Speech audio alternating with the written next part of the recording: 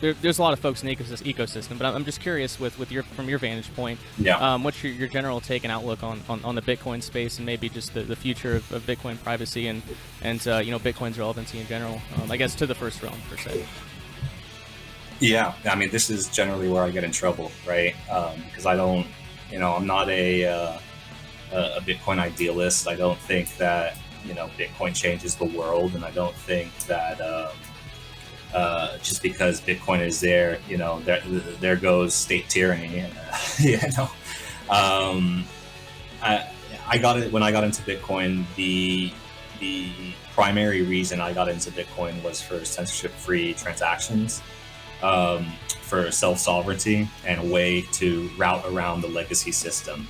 And the fact that a type of money, as I thought of it then, existed to route around the entrenched aspects of the legacy system, it was amazing to me. And pretty much, I would say 90% of the people involved at that time were all there for that reason. So privacy was high on people's radar. Censorship-free transactions, ways of transacting without internet, for example, in case internet goes down. Like, all of this was all on everyone's mind, and we were all kind of working towards that end. Within a few years, at least by 2015, the writing on the wall was there for us. We started having a bunch of clowns entering the space. It was really more about investment and more about ultimately having a larger fiat stack at the end of it, right? And I think that totally perverts what this thing is about. So we haven't changed. Our goals have remained the same.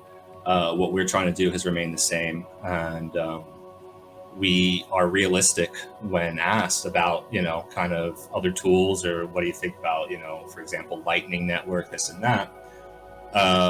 We're realistic about it, and we say what's on our mind, and I end up getting in trouble a lot because of that. But that type of thing, the Lightning Network in particular, to me is a capture event for Bitcoin. It's going to end up being, if it becomes successful at all, which is not a given, it's going to be a very permissioned layer. Anyone who's building services on Lightning Network today will be money transmitters of the future, and will have to submit to the state's authority. For that reason, we've had no interest in it, and we've warned against it and say, look, this is, in our view, malinvestment. You're investing in something development-wise and building services-wise that may scale technically, but socially does not. And it's going to be it's the chains that are going to choke us out. So no, I don't have a lot of high hopes for the overall trajectory of the Bitcoin project. I see it going. I think the capture is in already. I think that's too late to avoid at this point. What I do have hope for are the remnant communities, and I would consider Samourai and our users in that group. I have a lot of faith there, and as you know, I'm sure, black and gray markets are the largest markets in the world, more so than white markets, absolutely. And in the shadows, we will thrive, and we don't. And have never wanted to aim for mass adoption, because mass adoption is the poison pill. That's how they get you. What we will do is make sure that the software that we write and the software that we publish serves a niche, and if you need it, it will be there, right? And that's the best thing that we can say. If you need censorship-free transactions, if you need privacy, and everyone does, but if you realize you need it, I should say, then you'll be able to find it. We'll be there because we're writing the software for this.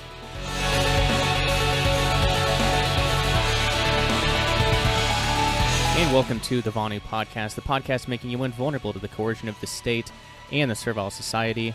I'm your host, Shane Rayo 2, coming to you from the free republic of PAZNIA, the self-liberator's paradise. Today I come to you following I guess call it a tough battle in this ongoing crypto war. If you're living under a rock, perhaps in your underground Vonu shelter, safe from the coercion and nonsense of the servile society, then first off, good on you. And secondly, the two founders and main developers of Samourai Wallet, SW and TDev, were indicted and charged on federal crimes this past week. In addition to just the difficulty of processing the imprisonment of any freedom fighter, especially someone you considered a colleague or a friend, as I did with SW, and taking stock on the fact that they risked their lives and freedom for a worthy cause and knew exactly what they were doing. That definitely had to be addressed before I could even consider what this means for me or Vonuans when it comes to next steps. And to be frank, I'm still not entirely sure. That the dust really hasn't even settled yet, so I don't really think anyone's necessarily sure now. But I couldn't delay on this podcast any longer. It was because I definitely could. It would be very easy to delay, but it's not one that I'm excited to do. But thankfully, I'm not alone. I'm joined by Diverter on Twitter, a member of the Samourai team. I suppose you could say. I'll have him fill in his background. I don't know. I don't know too much about him. But I hadn't intended on having him on. I guess earlier this year, maybe even last year. But that would have been a different conversation. And maybe I should have done that earlier. But here we are. It's a pleasure to connect nonetheless. But Diverter, welcome to the Vonu podcast, my friend. How are we doing? Yeah, glad to be here. Thanks for having me. Terrible circumstances, obviously, but it's one of those things where pressure can't be let up. We need to make sure that everybody's aware of what's going on and move forward. That's certainly one thing we can talk about. But I guess just one final thing. I know I've got some stuff to say regarding the overall category of political prisoners. And on that note, Diverter, I'll let you know this, and just for the benefit of the audience too, I'm going to step in a few times during our discussion and take a minute or two to remember if they died in prison or worse, or give a little attention to a political prisoner that might still be locked up. And one overarching case, and this is one of the main reasons I bring it up, U.S. versus Citizens for Constitutional Freedom, back in like 2017 or 2018. The result of their case actually gives me a bit of hope for SW and TDev. So I'll definitely talk about that later. But it's certainly not a great situation. But it's definitely not the end. But anyway, I guess first, Diverter, if you could, please introduce yourself to my audience. You might be a new voice to quite a few. So give us your background, how you got into Bitcoin, and kind of what you do. Sure. Yeah. So just some random dude that likes Bitcoin. That's basically the gist of it. I came in. I first bought Bitcoin as like 2016, and I had absolutely no idea what it was. Thought it was like a stock or something. I didn't know. And the price started to go up. I like doubled my money. So obviously I sell because if you double your money in a stock, you're doing good. So, and then I watched the price go all the way up to 20,000 and kind of realized I obviously don't understand what's going on here. So that's when I started doing a bit of research and virtually immediately fell into the privacy aspect of Bitcoin because it did not take me long. Once I've understood what this thing was and understood that it is a subversive asset at its heart. I mean, there's no way around that. People try to integrate this thing into the legacy system, and all these terrible trade-offs are being made, and that's why we're continuing to find ourselves in these positions. But at its heart, it is a subversive asset. That's what it is. And so there's no way that there's not going to be a stage where the government is going to be losing their power, their godlike power over money, and they're just going to kind of shrug it off and be like, well, guess we tried. Let's do this Bitcoin thing. It's not going to happen like that. So I started learning a lot about. I started to get into the privacy aspect of it, and again, if you know anything about Bitcoin and privacy, that means that you're basically going to land in a very small community, and a real good chance that you'll bump into the Samourai wallet community, which is what I did. Head over heels in love with the whole stack and the program and the guys, and just started learning everything I could, doing everything that I could to helping users, all that good stuff. Because it's a great software stack. I ended up getting into mining as solely as an acquisition method, to be able to acquire Bitcoin without having to go through KYC, which was obviously something that is constantly creeping up.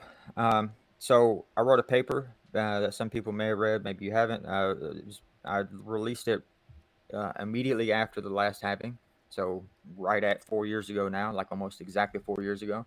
It's called Mining for the Streets, and it ended up, amazingly enough, having quite a bit of impact on a couple people who then they followed the same path, and they wrote a guide, and then it went on, and then the next person wrote a guide, and the next person wrote a guide, and here we are 4 years later, and home mining made a major comeback. Mm-hmm. It was pretty dead from like the start of the ASIC era, like 17, 18, 19, like you couldn't even really talk about it. You would just get shouted down. My post got erased off of Reddit, uh, you know.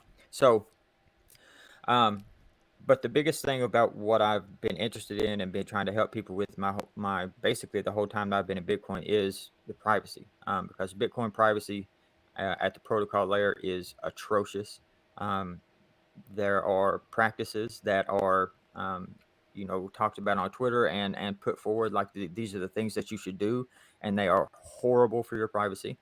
And so, again, just kind of looking forward and seeing the inevitable battle to come. If this thing is actually going to be able to do the thing that we think it can do, then there's going to be a fight.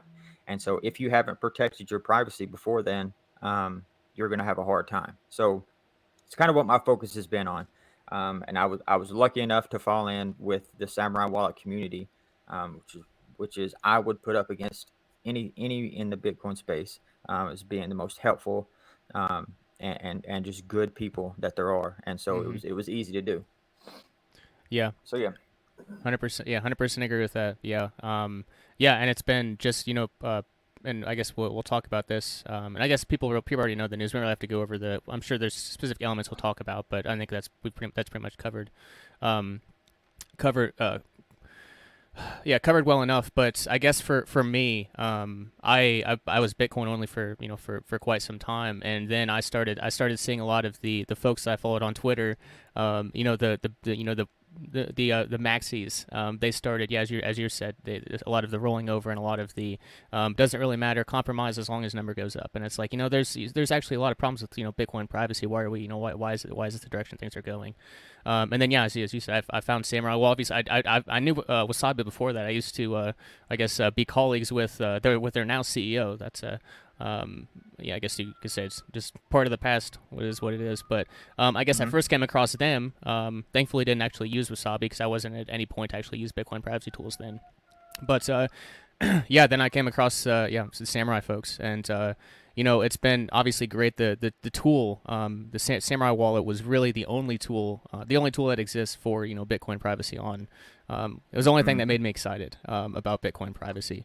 Was Samurai, and yeah, so like the tool was great, and then there's also they had their free support, and I had an issue with I guess getting access to one of a transaction or two, and free support, and this just and it was free customer support, and it worked well.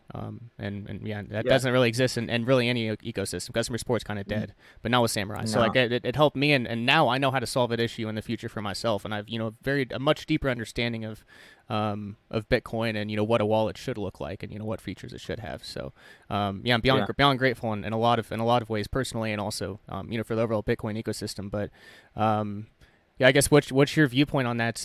Now that I guess at this point, at least at least until the dust settles, we see what happens going forward.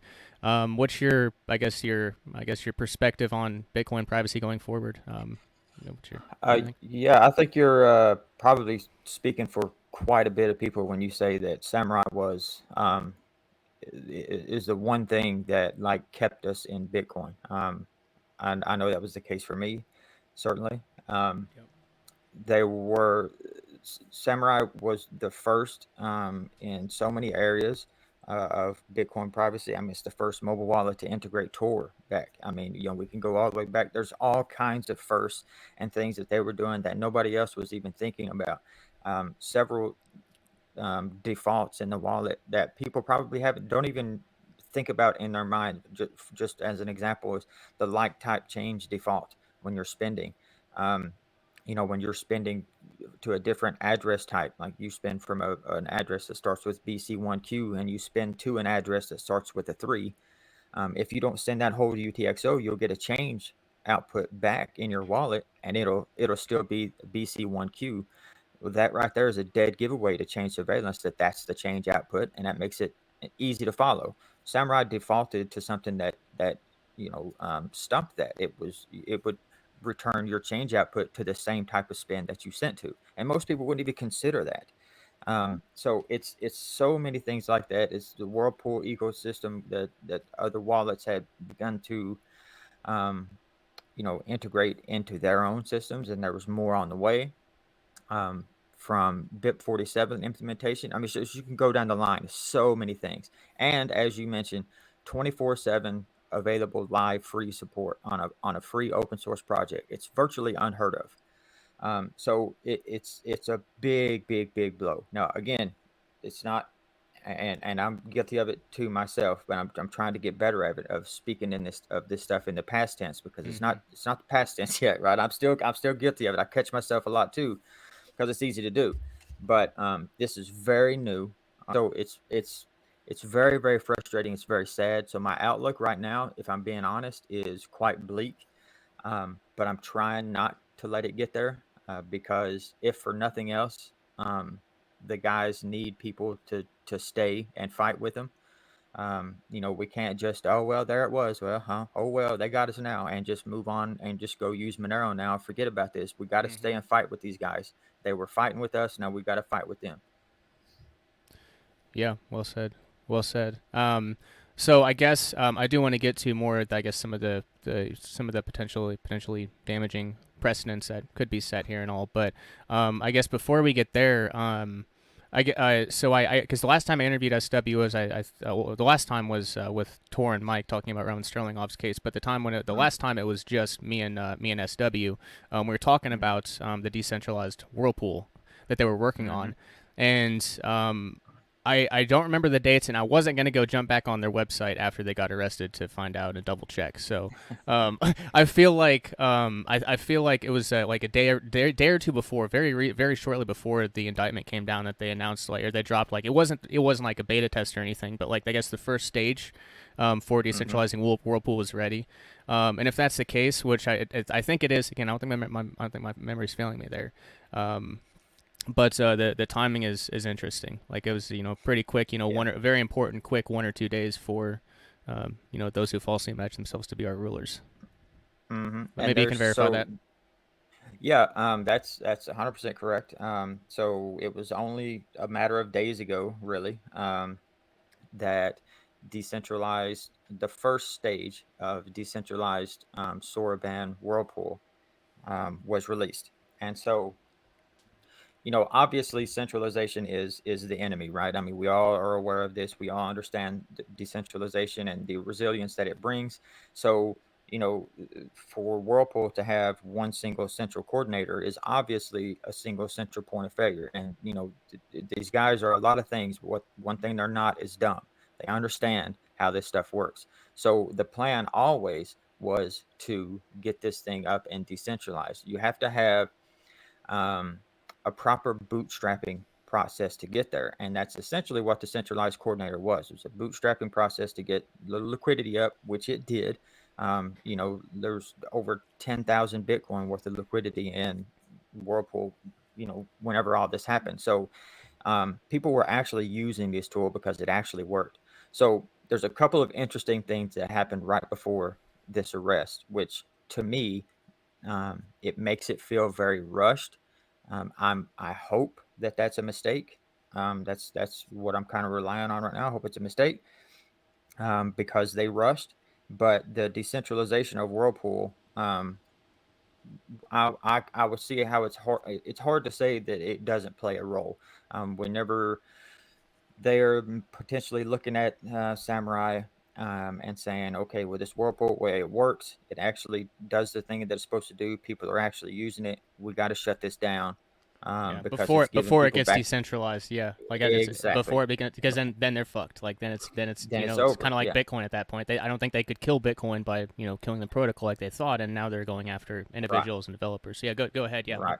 I'm with you. Yeah. Yeah. Yes. You're 100% right. And so what happened just before, as you mentioned, you were talking with Samurai Tour about Roman Sterlingoff case. And so, for those that may not have known, Samurai was very involved in trying to help with this Roman Sterlingoff prosecution, which is another prosecution that is absolutely horrendous. I mean, it is crazy when you look at the evidence, the stuff that they were able to apparently convince the jury of, which is we've got to keep in mind is a jury of total normies that have probably never had the thought cross their mind that the government is anything but just here to help. Why would they lie? Like these are the people that have to be convinced that we're not shadowy super coders that are just like super criminals and hiding everything. It's obviously not the case to anybody that knows anything, but to a bunch of normies, that's an easy case to make. So Roman Sterlingoff case came out. Samurai was very, very front and center offering because Samurai had OXT. And OXT was the one thing in the entire Bitcoin ecosystem that gave users the same access to the same kind of tools that Chainalysis uses to track them. So you could go on OXT and you could see how Chainalysis is going to be tracking transactions. You can trace your own transactions. It's sort of a thing where if you're going to be in a fight, you have to understand your enemy. You have to understand what you're fighting against, what the tools are that you're up against. And so OXT was something that was a big, big, major help. And so by Roman getting caught up in this case where chain analysis was so prevalent, they're making all these assertions, Chainalysis making all these assertions about what happened, where the Bitcoin went, who sent it, who's in control of it now, all these things. But there's absolutely no way to verify it. Can't verify it, unverifiable. They can't tell you anything about it. So Samurai and OXT were essentially trying to be the one party that could actually offer some sort of defense for Roman. So that's a big thing. That's like, okay, well, these guys are a problem. Then when you add on top of that, the thing that is even worse is just again a few weeks ago, maybe a month or two ago, Samurai was the headliner on a letter that was sent in about proposed FinCEN regulations, specifically as they relate to quote unquote mixers and unhosted wallets in these mixers. So FinCEN put out this proposed guidance, and obviously, as they do, you get a comment period that you could, the public can come in, comment on it, and then they take that into consideration and all that stuff. So during that comment period, several people, send in letters, different companies do. Samurai, specifically, constructs a very, very well worded and articulate and very clear, basically destruction of the proposed guidance. And then, alongside with 1031, we're able to get, I think it was like 40 something other companies to sign on. And I'm talking about like people from Swan and Strike and like from the KYC to the KYC all the way down to Ronin Dojo to anybody, like all these different companies sign on to this letter and as a show of solidarity that this is wrong and here are the reasons why it's wrong. And so once that got put out there, it's like, okay, well, this guy's a problem. Then, right on the heels of that, they're helping with the Roman Sterlingoff defense. Okay, wait, what? And then, right on the heels of that, okay, they're decentralizing the coordinator.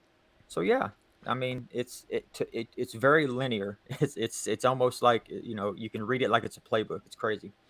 Yes, yes, and and they talked a lot of shit on Twitter, and gotten a lot of got a lot of Yeah. attention. So, Yeah. yeah, I mean, it's it's yeah, uh, yeah. So on the subject of OXT, because this is something that was brought up in the PAZNIA committee correspondence by Dave from Starting On. And I've heard the explanations for it, and it makes and I guess I understood much more before what happened.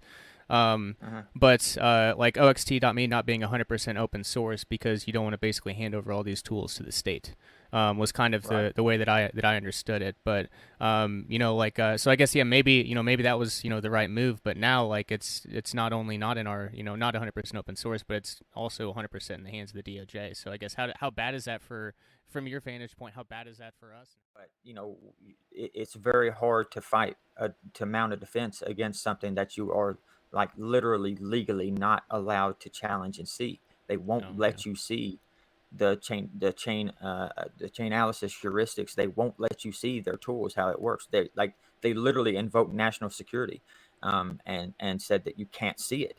So like that's the level of stuff that we're dealing with. And OXT, you know, it is a really crazy story, even because the guy was developing it, and he just wanted to really was just developing like a visualizer.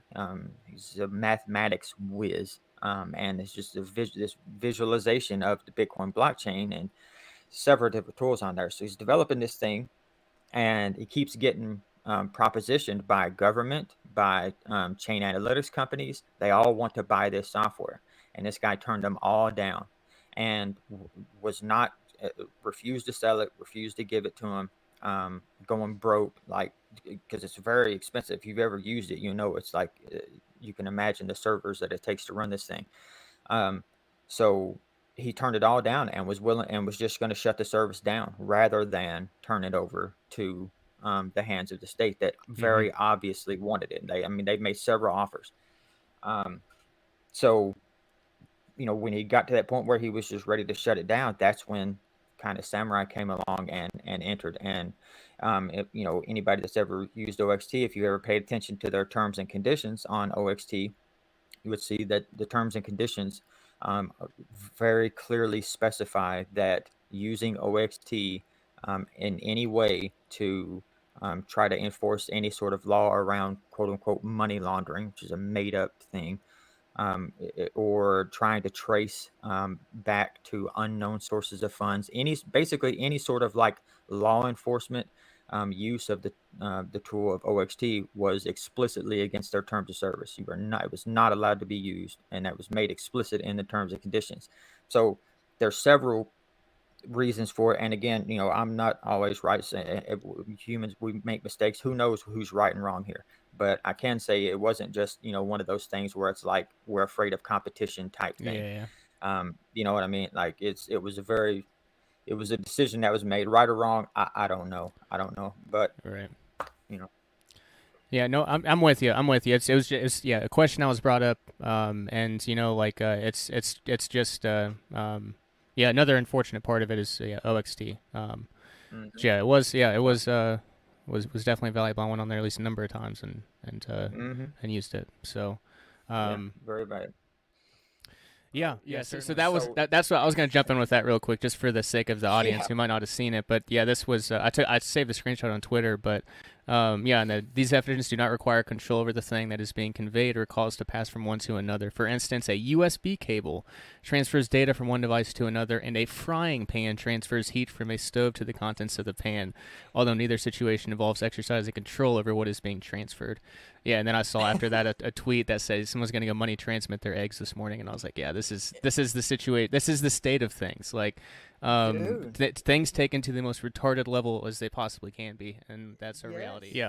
Yeah, that's I'm glad you brought that point up. That even by their own numbers, they admit that it was very small amount that was even so-called illicit or illegal.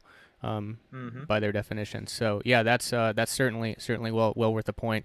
So I'm going to take just 1 minute here, and I mentioned I was going to jump in and highlight a political prisoner, and I want to talk very briefly about Kevin Casey Massey, which is probably the most depressing one we're going to cover. So we'll start with the most depressing first, and then end on the one that gives me hope for Samourai and TDev. But a lot of these folks back early on in my days, I was more on the kind of the constitutionalist patriots kind of folks. Like, you remember the Bundy Ranch standoff back in 2014? These were kind of those people. Kevin Massey was he had a breaking and entering charge when he was 18 or 19. Became a felon very early on. So according to federal law, he was always a felon in possession of a firearm. But he lived in Texas for 16 years. He'd been 16 years since he was released, and by that point, he was legal under Texas law. But what Casey Massey did, he was a private border patrol. He would defend ranchers there on the border, and would occasionally come in contact with border patrol and sometimes good interactions. But obviously the border patrol agents and the feds don't like private citizens doing that sort of job. And there was some sort of a scenario. Long story short, there was a scenario at the border. Shots were fired. No one was hurt, but long story short, the feds arrested him, and basically for the next 5 years made his life a living hell. I kind of for a year things got kind of hectic for me, and I kind of stopped paying attention to it. And I noticed I hit back on the website, a link back to the website, and apparently he killed himself in prison, or I guess he killed himself. He killed himself afterwards. Which is quite depressing. I'll post a just for anyone who wants to hear the story. Hear him explain it himself. He has a video on YouTube about 10 years ago. Casey Massey is charged with having a firearm down at the border. You are a convicted felon, but it's been 16 years since that happened. Under Texas law, you're in the clear. Well, it's been 27 years since the conviction, 16 years since I've been legal by state law to own and possess a firearm. And so the federal government doesn't have any such provision, and they've decided to charge you under a certain statute, which provides what? Well, the federal government, by the Constitution, does not have any right to regulate firearms, period. The federal government only has the authority to regulate commerce. Their authority is delegated and enumerated in the Constitution, and it says very clearly that they have the power to regulate commerce. Commerce is the moving of goods or services between states.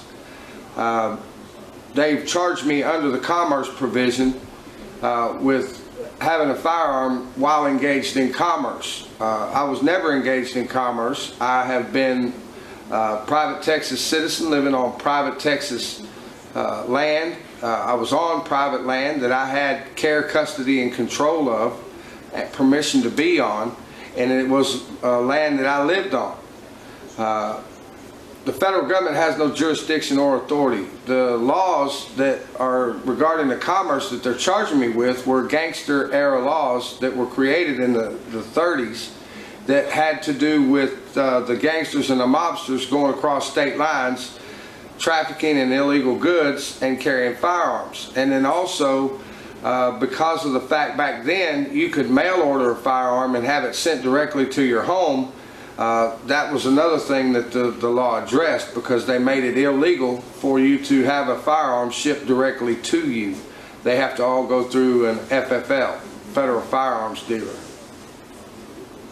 All right then, now we're talking about an incident that took place at a bird sanctuary, which is near Southmost in Brownsville, and it is on the other side of the border fence, the security fence that the United States built.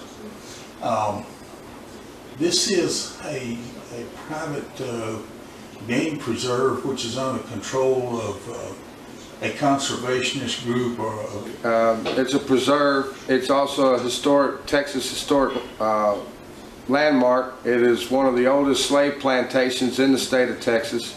It is a historical landmark. They have a lot of diverse animals, birds. It's a nature sanctuary. It's where people go to enjoy nature and to look at the indigenous animals of the area. They were having problems with the illegals crossing through their property, and with the illegal traffic came a lot of trash and a lot of damage to the plant life, and took away the security for their customers that would come there, the people that came to birdwatch.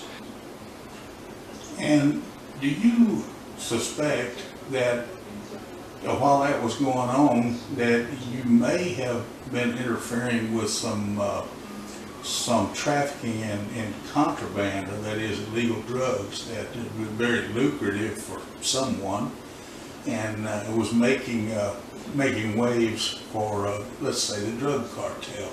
Absolutely. At the time when we first started patrolling the property, we assumed, because we had already been patrolling several miles of the border right close to where this property was, and it was a human smuggling area. We hadn't dealt with any narco trafficking. And when I originally went and talked to Mr. Aguilar, he never mentioned that it was narco trafficking. He just said illegal traffic. So we assumed that it was people traffic. Well, after the shooting, we found out that that was a narco trafficking area. And the shooting took place when an individual named Mr. Forster, one of your men, he had a weapon that you had loaned him. The statement that Mr. Forster had a pistol that I gave him is accurate in the fact that I was the camp commander. He did not have a personal weapon. I checked.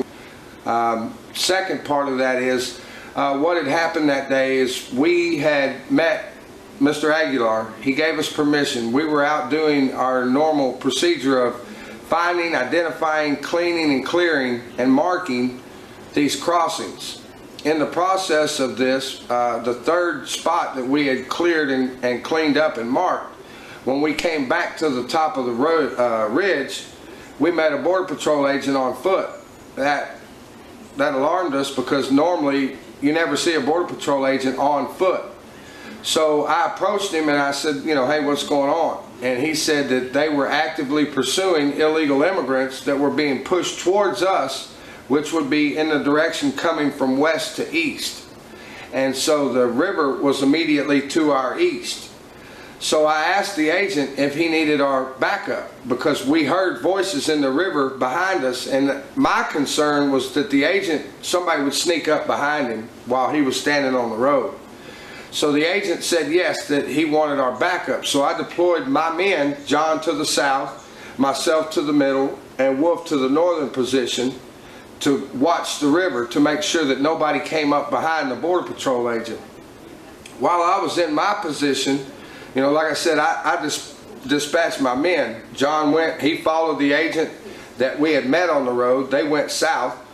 I went down into the brush in the middle, and Wolf went north. While I was in my covered position, I was observing heavily tattooed, I believe to be Mexican, that was waist deep in the river, walking back and forth, yelling commands up and down the river. While I was watching him, I heard gunshots. It was boom, boom, boom, boom, boom. And at first, my immediate thought was that it was the cartel across the river shooting because they knew that we were in the brush. I thought they were just trying to scare us. So I stayed in my position.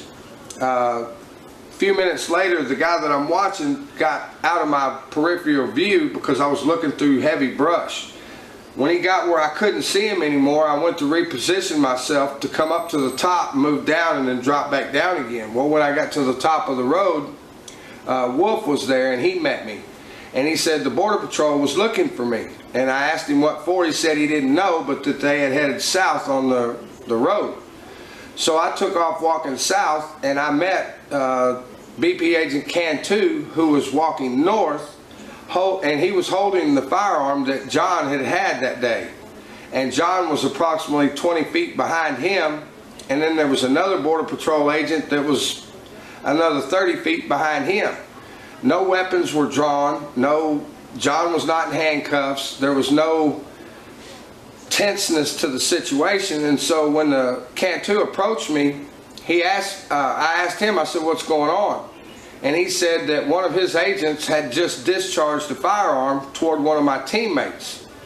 And it was John.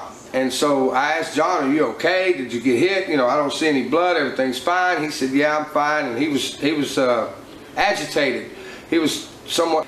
Cantu, look, nobody got hurt. Nobody got shot. So we can just drop this thing. It's no big deal. Cantu informed me that because it was a federal agent and he had discharged his firearm, that there had to be an investigation. And that's when he asked me to relocate, and we moved out of that area to the staging area.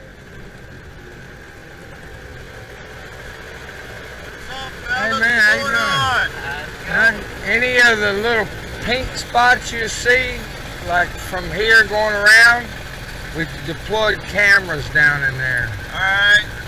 Game cameras. So that way y'all know where. I don't want any dick shots, so if y'all want to take a piss,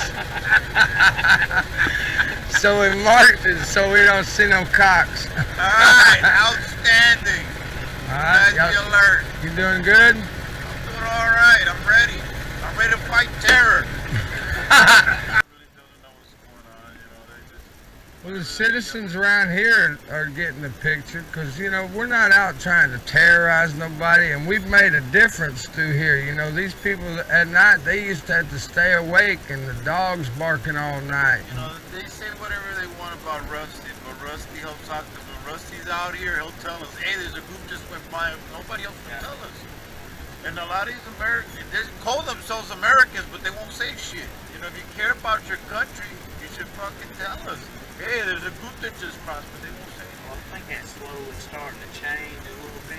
I think we're giving people a little more courage, you know, because they say that we're average citizens, because we're not paid, we're not cops, we're just citizens. The USA, the good old country, man.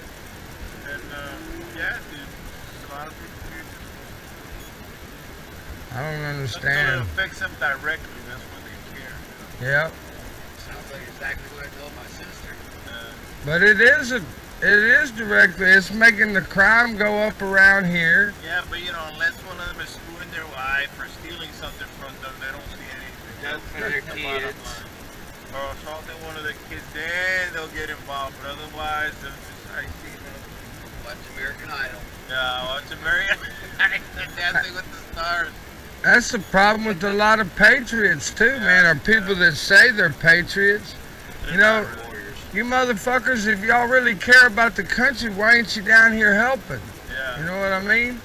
Because just this little 3 miles that we're running, you know, we've been told by you guys, we've been told by other people around here that we're making them spread out. They're going around. Yeah, they're like, oh shit, we gotta find somewhere else. So if you These had guys are all people to spread us out, you'd really spread us things. Yeah, no, if everybody did their part, getting everybody cooperative. Well, you know, I've worked all the way from here all the way to El Paso though, but the only 2 border patrols that we've worked with that were really seemed like they cared is you guys and McAllen. You know, McAllen Mission. Yeah. But you get up Laredo, they used to fucking follow us, man. We'd pull up and we'd be like, hey man, how's it going? Everything okay? Y'all need any help? Is there any place that, you know, we could go sit and just kind of deter people? No. And then when we go to pull off, they fucking follow us. And it's like, for real, man? I'm all for it. You want to deter, knock yourself out, and like I said, you park somewhere that keeps these assholes from crossing there. I ain't got a problem with that. But I wanted to bring up, you know, it's not fun. But you know, cheers, Kevin. Yeah, it's definitely a really shitty situation, and Yeah. but Yeah, that people overlook that, man, and this is a point that I've tried to make for several years, and you know, look, I'm human too. I'm guilty of hand waving stuff off that I shouldn't hand wave off from time to time. Trust me, like I'm not perfect, but you know, I've made the argument for years and years. You see all these people online that'll talk about, and it's especially ludicrous when it's the same people that go through full KYC to obtain their Bitcoin, and then they say I'm sending it to cold storage, and then they'll type out some stuff like, you know, come and take it. Like, yeah, they can't take my Bitcoin. Like, come and take it, bro. Like, listen to me. Please understand what I'm telling you. You have no idea what it feels like. What it feels like to have the federal government just pushing down on you and threatening to take away your freedom, your very life. Your family is going to be left without you. Your children are going to be left without a father. Like, the weight of this cannot be overstated, and it's so easy to just sit and, you know, in your own little imaginary world and think, oh yeah, I would do this or I would do that. you would hand your shit over. I've seen people that you wouldn't believe, the toughest men that I know. I've literally seen it with my own eyes. And they fold under the weight of this government pressures. So the few people that don't, number one, need our support and should be commended, because it's not an easy thing to be essentially a martyr.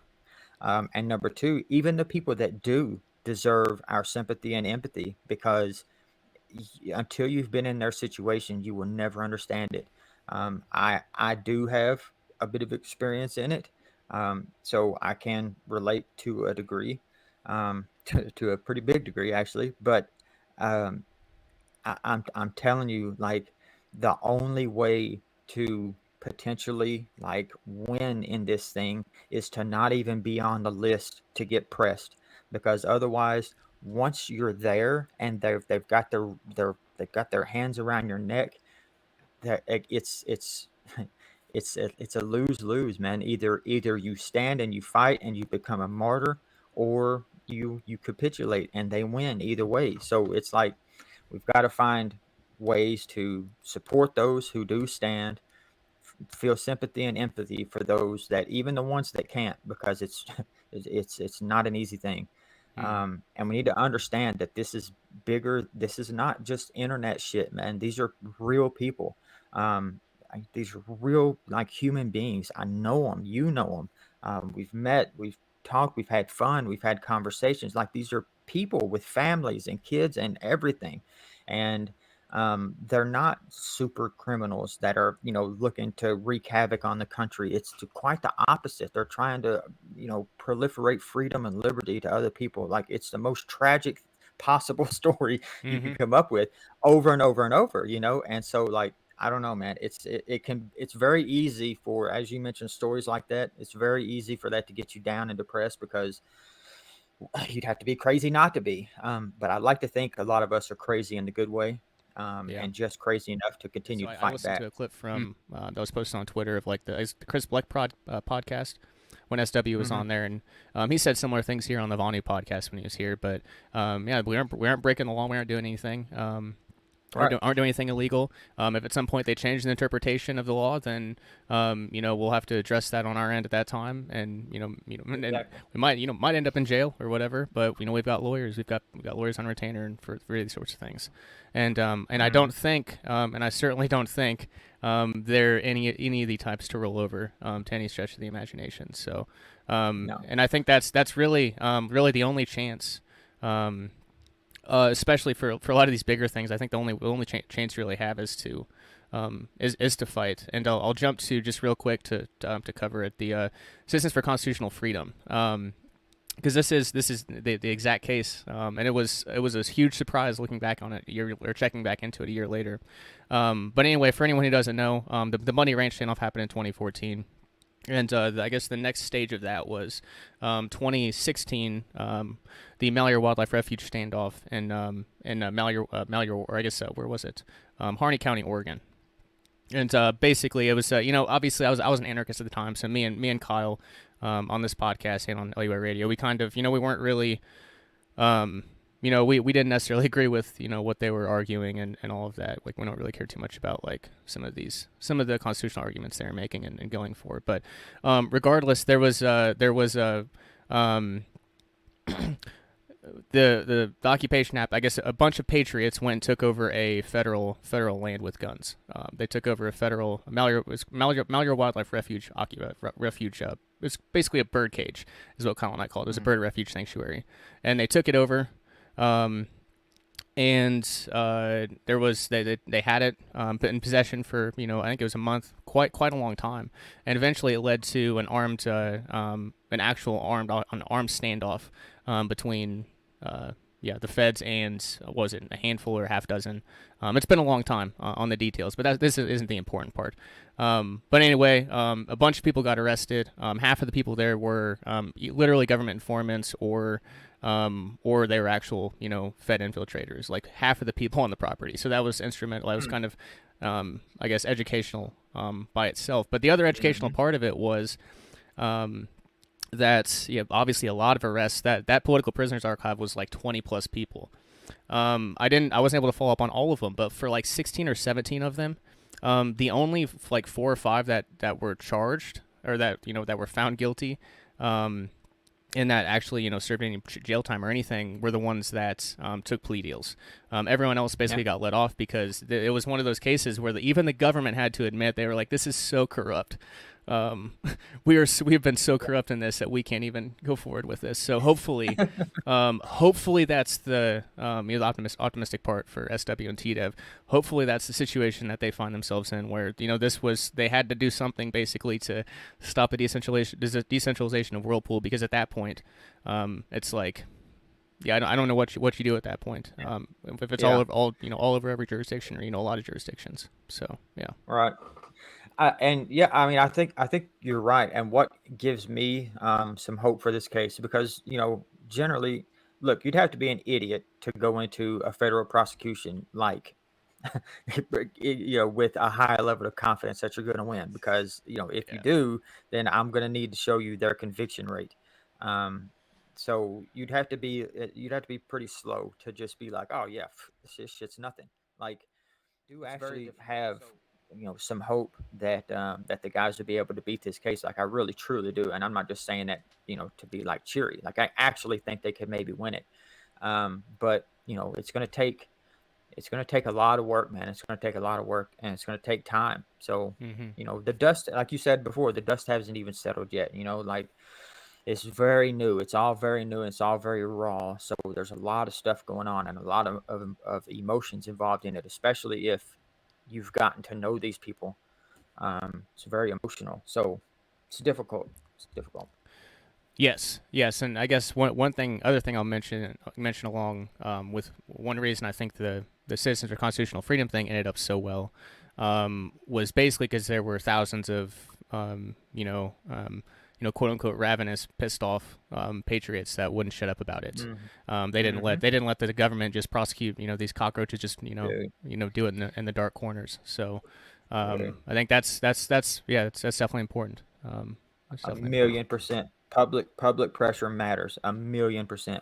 And we're in an election year, which again is something I think matters a lot. So there's so many things that can change in this process, but one thing you can absolutely be sure of is exactly what you just said, is that the one thing we can't do is just and move on to the next item in our never-ending fucking news stream of just new stuff that happens every day and every day and every day and every day. And I don't give a fuck about ordinals. I don't care about anything else right now except this. This is the only thing in the Bitcoin space that matters, because it has the potential to lay an extremely dangerous precedent that they can then use to selectively prosecute whoever they want to, which is exactly what's happening here. For the record, it's very selective prosecution. One last thing I'll say on this, because it just keeps pissing me off. It's the same thing that they did with Roman Sterlingoff too. So Southern District of New York, right? That's where the case is brought. That's where apparently, I guess, the case will be tried, is in the Southern District of New York. Samourai wallet is Samourai wallet located in the Southern District of New York? Either one of does Samourai or TDev live in the Southern District of New York? Why are they in the Southern District of New York, you might ask? Well, I can tell you why. It's because an undercover agent in the Southern District of New York sent some Bitcoin, received some Bitcoin into a Samourai wallet, and then sent it, or whatever he did for it. Maybe he sent it into World War. I don't know, but the Southern District of New York is they're the infamous court too, right? That went after like Russell. Yes. Yeah, one of the worst ones to be pulled into. Yes, and this is the same thing that they did with Roman Sterlingoff. This guy never touched U.S. soil, bro. He never touched U.S. soil. He never touched it. And the guy, they sent money, an undercover agent. So same thing, right? Undercover agent sends a message to support. And I'm pretty sure this happened in both Samourai and Tornado Cash. Basically, I know for a fact it did in Tornado Cash. I'm not as certain on Samourai, but Tornado Cash I know for a fact. So the undercover agent sends a message to Tornado Cash support and says, "Hey, bro, I've got this illegal drug money I need to launder. How do I do it? Right? It's like they did the meme, right? They did the meme where it's the kid, hey, hello, fellow kids. You know, like they did the full meme. Hey, bro, I got these illicit funds that I've got from selling drugs, and I need to launder it. Like, can I use your service to do that? And so obviously anybody with a quarter of a brain sees, well, you're obviously a Fed. I'm not answering that. Like Right. if you're not, you're too, like, I don't know what to tell you. Like, I'm not answering that. So they didn't even get a response. Didn't even respond. No answer to the undercover agent. But then the undercover agent sends some funds into Tornado Cash, uses the Tornado Cash software. And because he did that in the United States, that the place that he was like physically standing when he sent the funds in, that became the jurisdiction. Do you know how outrageous that is? So the undercover agent was standing in New York when he sent some funds into a Samurai, like he just received funds into a Samurai wallet. Just it's a wallet, bro. It's not just like a mixer or a tumbler. It's a wallet. It's a regular wallet. So you were standing in New York when you received some Bitcoin into a Samurai wallet, and that gives you jurisdiction? Are you kidding me? Do you understand like the implications of that? You know what I mean? Like, it's it's so egregious that it boggles the mind that they can even get this far with it. Like, it just, to me, highlights how like confident they are in their ability to just like do whatever the fuck they want. Like, we run shit, and you little roaches need to shut up, go sit in the corner, go hide when the lights come on. We run this shit. It's so obvious to me, because otherwise you can't make that argument with a straight face, man. It's crazy. Yeah. It's crazy. Yeah, and again, that's where the, as we're talking about, it's important to keep attention on it, because they're obviously, I don't even remember all the details in the Ulbricht case. It's been a long time, but there was their own government agent that got indicted for stealing funds. Yeah, there was a bunch of shenanigans in that too, but they'll cover, they won't, all that matters is the conviction. So maybe the Oregon courts were a little more I'm not going to say they were, but maybe they're closer to the moral and ethical spectrum. And this court definitely doesn't have history of that. So I guess that might be No. different sides of the USSA. But yeah, man. I guess the only other thing to kind of add on to the I guess some of the, I mean, they aren't even necessarily legal precedents, but some of the snowballs, which we talked about some of them. But past day or two, Wasabi's blocking all U.S. access now. Phoenix is closing business in the U.S. And then one positive that I was really happy to see, Evan from the Zeus wallet. He understands the situation. You can go look at his message on Twitter, or I think it's on Nostr too. But he's Zeus is in for the fight. They aren't going anywhere, so it's good to see. Well, yeah, and I obviously, like, I that's what you want to see. You want to see people say, no, that's not, you're not right. That's not correct. We're going to stand up. At the same time, I want people to be safe. And I do want people to understand that this shit is very real. Like, it just got very real. So I don't want, because I think, and it happens with a lot of stuff, but I think especially like on Bitcoin Twitter, we have this habit where it's very easy to get into our own little like Bitcoin bubble or cryptocurrency bubble, and it's like we can get a little carried away. We can get a little like fantastical with like the ideas and how it's all going to play out, and how the government's going to crumble this way, and then Bitcoin will arise like the Phoenix. And it's just like, you know what I mean? It's very easy to be very in your head and have these whole like visions and all this stuff. And so it's very easy to be like, and please don't take this in any way as like a knock against anybody, because it's not what I'm saying, but it's like, it's very easy to be like a martyr type online and to say, I'll go down with the ship. If you find yourself in that bubble, right, it's like it's easy to not really understand the gravity of the situation. Now, the people that do understand the gravity of the situation, which I think Evan is one of those. I know, I've spoken with Evan, met him, seems to be a great guy. Got nothing but good things to say about him. I think he understands not only the gravity of the situation, but the repercussions if we just let them keep pushing everything around. You can't just do that, and you can't just, they can't just keep pushing everything. But at the same time, you do have to be cognizant of these rules. Now, these are all right now just arguments being made in court. That's another thing that should be very clear. But the problem is the fact that they're making the argument means that this is how they're interpreting the law. And I did a podcast amazingly, it came out the same day that all this stuff happened, that Samurai guys got arrested. During that podcast, this is one of the things that I brought up, is that, they get to interpret these rules how they see fit. And so that's the issue, is the laws are always written in this, ambiguous and broad and vague way. And that way they can be interpreted 50 different ways, just like people are talking about now. They call Bitcoin, a money when they want to convict you of money transmission. They call it property when they want to tax you. They call it, you know what I mean? Like, they call it all these different things depending on what they want to do with it. So their interpretation can change on a dime, and they're showing us what our interpretation is if they feel like it.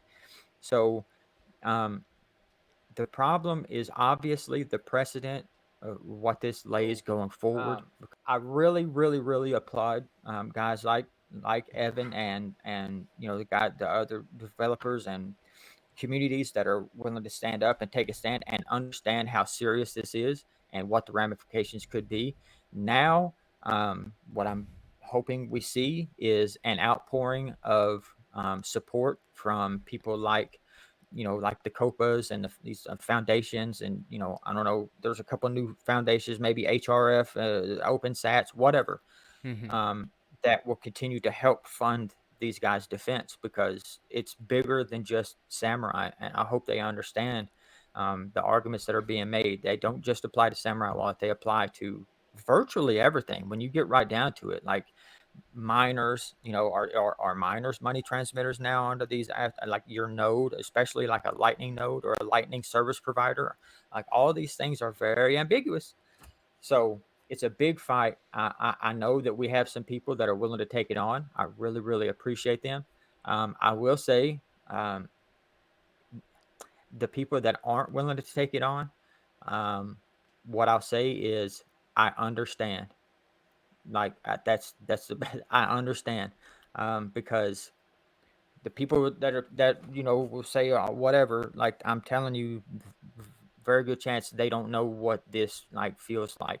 And so I understand it. I'm not saying I could that you should do it, but I understand. That's the best that I can do. I wish that everybody would just stand up, but that's not reality. So for the people that can't muster the stand, I understand. But we need we need everybody that we can get. Yeah, yeah, for sure, for sure. So I guess as we begin to close out here, I'll mention that it's been, I guess, 7 years since I posted anything to the Political Prisoners Archive on the libertarianattack.com website, and I went ahead and added, because I like it, for my purposes. But if you go to libertarianattack.com, the political prisoners, or I guess the free resources drop down, political prisoners, you can find SW and TDev there, and I'll post all the court documents in order, because obviously the only way to, it's kind of the case that Khaled argued back. Called it the case for libertarian judicial transparency, and it's if you can't, how are you going to argue against the government if you don't even know what they're saying? And a lot of times they don't make it easy to get some of these documents, so I make it as easy as possible, all available in one place. And I'll put some if there's any really good articles covering legal analysis or anything on the cases, I'll post those here too. But that will be at least one small thing I can do that I'm definitely qualified to do. Yeah, man, and that's the thing is it's very easy, somebody like myself, like, I'm not a very technical person. I've done some technical things in my like journey, I guess you could say. But like, I'm not a dev. I can't code. I'm not going to be able to code an app. I can't, release some big secret fun thing. Oh yeah, they won't stop this. Like, I can't do that. So I can only do what I can do. And so what I can do is I'm capable of running my mouth pretty good, decent at that. So I plan to continue to do that. And the main thing is I just want to make sure that these guys know that they're not alone, that they're not being left to fight this on their own, because I'm telling you, these were the guys that were on the front line fighting for your rights to even do this. They're the ones that are pushing the envelope forward, that are pushing the technology forward to enable freedom in a more digital age. And so the last thing I want to do is when the chips are down is to just run to something else and say, oh well, I'm too scared to even say anything about it, because then they might come after me. If that's what happens, then that's what happens. I don't want that to happen, but I'm also not going to let them just completely shut me down and not show my support. I mean, in any way that I can to these guys, and I hope we have a lot more people that'll do the same. Yeah. Certainly, man. Certainly. So, yeah, I guess any other closing thoughts before I let you go on, on the entire case, Bitcoin, privacy, philosophical, whatever you got. Man, right now, again, it's just that it's so early and there's so much to do and so many unanswered questions. Yeah. I wish I had like an official link or something, or a site that I could plug that people could go and like donate to the legal fund or find information. I don't have anything like that right now. I'm sure that probably will come out pretty soon, as soon as things become a little bit more settled. As soon as it does, you can guarantee that I will be spreading it around as far as I can. So that would be the only thing that I would say, man, is that, I know it can be very demoralizing. This is a very demoralizing hit.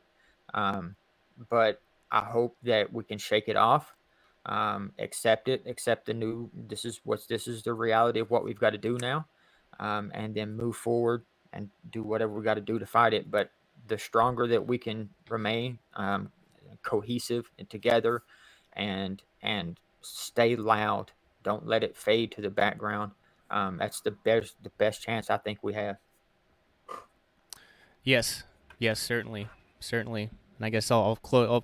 One thing that came to mind there, Rayo talked about it in the 60s, but yeah, Vonu is based on reality, and whereas liberty is based on law and legality, and laws and their interpretations often change, which I guess is something we might be seeing happen right in front of our eyes. And I guess the other thing, I wanted to end with a banger of a quote from Rayo back in, this would, I think this is 19 from Vonu Life, March 1973, quote, "The contemporary state is not only incapable of protecting its citizens from outside aggressors, it has become the biggest aggressor with its endless taxes, conscriptions, and interferences. The state provides justice by mass terror, freedom by mass servitude, and defense by mass murder." So again, as Diverter was just pointing out a little bit ago, we've got to do what we can, got to stand up as we can. But yeah, just remember the the enemy that is out there. So don't under question, I guess, but also don't live in fear of it, which I certainly understand is a hard thing to just say, but something we got to do. But anyway, Diverter, it was amazing having you on, man. I'll definitely link to your Twitter and hope people do follow you there. And I'm sure I'll have you back on in the future for something, maybe an update on this or something else. But it was great to connect, and looking forward to next time, and hopefully seeing SW and TDev out on the streets here sooner rather than later. But hoping for the best. Definitely be nice. Yeah, thank you for having me on, man, and appreciate support and all that stuff. So we'll be in touch, man.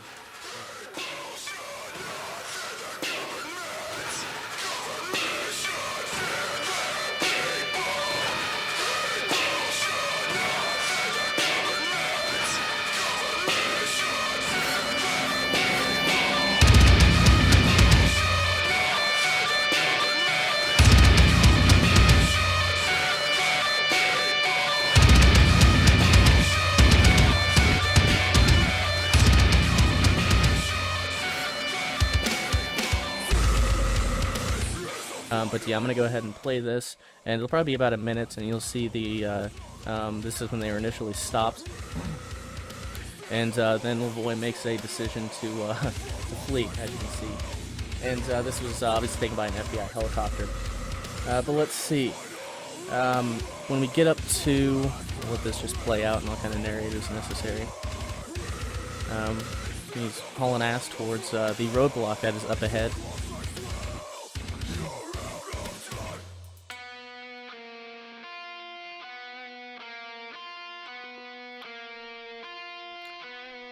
And he is coming up to the roadblock.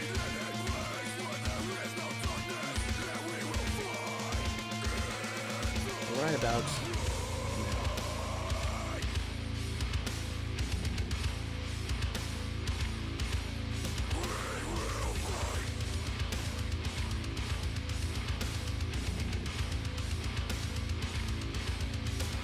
I gotta jump the gun a little bit. But he is coming up to it right now. Alright, and he veers off to the left to a snowbank. It almost actually runs over an FBI agent. And Finnegan gets out of the car. He has his hands up. And he reaches down, puts his hands back up, and then reaches down again, and then he is shot. So that is the death of Lavoie Finnegan. And yeah, as you can see in that, there was he didn't have his hands up the entire time. But nonetheless, I don't think that was justified at all, obviously. Things worth mentioning that are contrary to what we found out before, and now they're flashbanging the vehicle to get the other occupants out. And they said that they found a 9mm in, I think it was the right pocket of Finnegan where he was grabbing, loaded 9mm, so that was contrary to what we were told before. And they said they also found 3 weapons in the truck. And I feel like I remember hearing that they went there unarmed, so everyone was unarmed according to initial reports, which, according to the FBI, is not the case. There was a question brought up in the press conference towards the end, and someone asked, well, who was it Oregon State Police or the FBI who shot at, who shot Finnegan? And the Special Agent in Charge, Greg Bretsing, immediately responded, well, it was Oregon State Police, so it should be pointing off the FBI, if that is the truth. But yeah, the full length of video is available, and I will link that in the description.